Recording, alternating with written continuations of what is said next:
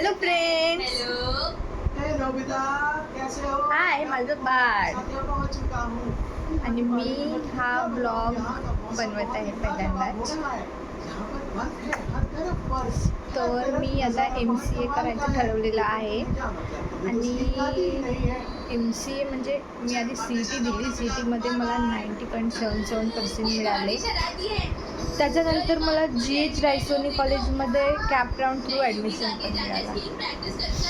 पण आता प्रश्न आहे की मी जाऊ कशी जाऊ, म्हणजे माझं बाळ आहे, मला माझ्या बाळाला पण सांभाळायचं आहे आणि कॉलेज पण करायचं आहे. आणि कॉलेजवाले म्हणतात की 75% प्रेझेंटी मस्ट आहे.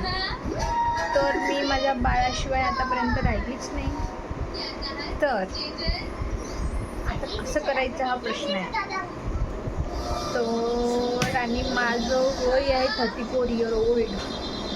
आणि या वयामध्ये मी कॉलेज करेन तर आहे. सगळे माझ्याकडे म्हणजे असे प्रश्नार्थक चिन्हानेच बघत होते. फक्त GH रायसोनी कॉलेजच्या मॅमनी, HOD मॅमनी मला थोडं अप्रिशिएट केलं. त्याच्यामुळे माझा थोडा कॉन्फिडन्स वाढला.